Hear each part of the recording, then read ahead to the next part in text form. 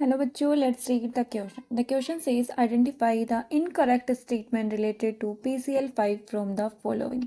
PCl5 के बारे में statements given है, incorrect option हमें बताना है. Option A, 3 equatorial PCl bonds make an angle of 120 degree with each other. Option B given है 2 axial PCl bonds make an angle of 180 degree with each other. Option C given है axial PCl bond are longer than equatorial PCl bond. Option D given है PCl5 molecule is non reactive. Simply हमारे पास एक molecule given है, compound given है, बोल सकते हैं. इसकी कैरेक्टरिस्टिक प्रॉपर्टीज की बात करनी है. अगर मैं बात करूं PCl5 के बारे में, सबसे पहले हम इसका की कॉन्सेप्ट देख लेते हैं कि PCl5 की स्ट्रक्चर्स किस तरीके से होती है. तो की कॉन्सेप्ट स्ट्रक्चर ऑफ PCl5 से जब आप बात करोगे तो देखो फास्फोरस बीच में 3 इक्वेटोरियल बॉन्ड होते हैं, 3 इक्वेटोरियल बॉन्ड होते हैं और यहाँ पे 2 आपके पास एक्सियल बॉन्ड होते हैं. ठीक है, और इस ज्योमेट्री को क्या बोलते हैं? ये आपके पास कौन सी ज्योमेट्री होती है? Trigonal bipyramidal. Trigonal bipyramidal. ठीक है, अगर मैं इस ट्रायगोनल बाई पैरामीटर के स्ट्रक्चर की बात करूं तो यहाँ पे आपके पास इसमें PCl5 में क्या देखने को मिलता है? ये जो आपके बॉन्ड्स हैं, इसको जैसे इसको मैं E लिख देती हूँ, ये आपके पास इक्वेटोरियल बॉन्ड है. ठीक है, और ये जो मैंने A लिखा है ना, ये क्या है? एक्सियल बॉन्ड है. इस बॉन्ड में आप देखने को, इस स्ट्रक्चर में आपको देखने को क्या मिलेगा कि एक्सियल बॉन्ड्स जो हैं ये लॉन्गर हैं. क्या है? ये लॉन्गर है. किससे?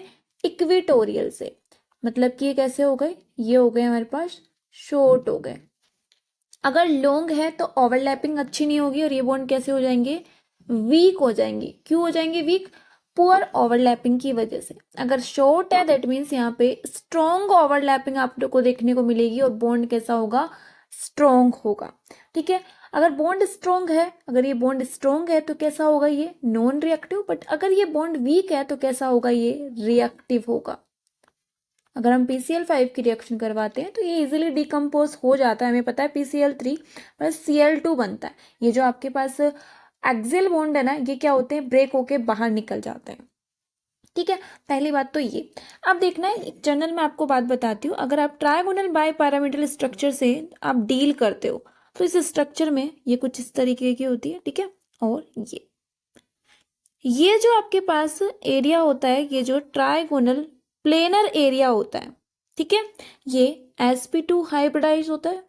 ठीक है, और sp2 का बॉन्ड एंगल कितना होता है? 120.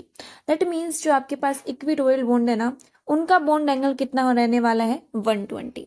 एक्सियल की बात करूं तो ये जो बॉन्ड एंगल है आपके पास, ये होता है 180 और ये आपको लीनियर दिख रहा है, पीडी मिक्सिंग के थ्रू होता है. ये हो गई जनरली हमारी बात किसकी? Trigonal by pyramidal PCl5 structure की. देखो अब ऑप्शंस देखते हैं. ऑप्शन ए में बोला गया है कि 3 इक्वेटोरियल PCl बॉन्ड है यहाँ पे. ठीक है, और उनके बीच का एंगल कितना होता है? 120 डिग्री होता है. बिल्कुल सही बात है. ये आपके पास जो इक्वेटोरियल ये जो बॉन्ड्स है ना, इनके बीच का बॉन्ड एंगल कितना है? ये मैंने आपको बताया, ये होता है कितना? 120 degree. That means option A तो क्या है हमारे पास? ऑप्शन ए क्या है? करेक्ट है. आगे देखें तो देखो 2 एक्सियल और यहाँ पे PCl बॉन्ड क्या बनाते हैं? 180 डिग्री बनाते हैं. दैट मीन्स यहाँ पे हमने देखा कि ये जो आपके पास बॉन्ड एंगल है, इस बॉन्ड एंगल की बात हो रही है, ये कितना है? ये है 180 और यही बोला गया है. दैट मीन्स ऑप्शन बी भी क्या है हमारे पास? करेक्ट रहने वाला है. अब ऑप्शन सी क्या है आपके पास? ऑप्शन सी है axial PCl bond are longer than equatorial PCl bond. मैंने बताया कि एक्सियल वाले लॉन्गर होते हैं और आपके पास इक्वेटोरियल वाले शॉर्ट होते हैं. जो लॉन्गर है वो वीक होंगे और वीक है तो क्या होंगे? इजीली ब्रेकेबल होंगे और क्या होंगे? रिएक्टिव होंगे. दैट मीन्स ऑप्शन सी भी क्या है हमारे पास? करेक्ट है. ऑप्शन डी में क्या बोला गया है कि PCl5 मॉलिक्यूल नॉन रिएक्टिव होता है. नहीं, ये रिएक्टिव होता है ड्यू टू इट्स, ये जो आपके पास एक्सियल बॉन्ड है ना, इनकी वजह से रिएक्टिव होता है. और ये जो PCl5 है ना, ये डिकम्पोजिशन रिएक्शन करता है और ये बनाता क्या है? PCl3 plus Cl2. और इसमें ये जो 2 क्लोरीन गए ना, ये एक्सियल वाले आपके ब्रेक होते हैं, इसलिए इसको बोला जाता है ये कैसा होता है? रिएक्टिव होता है.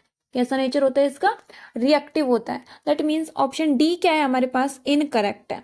अब ऑप्शन में क्या बोला गया है कि आपको इनकरेक्ट स्टेटमेंट बताना है, तो यहाँ पे ए बी एंड सी ये क्या है, करेक्ट स्टेटमेंट, तो ये क्या होंगे इसके करेक्ट आंसर नहीं होंगे। करेक्ट आंसर क्या होगा, द ऑप्शन डी क्या होगा, ऑप्शन डी हमारा क्या होगा, करेक्ट होगा।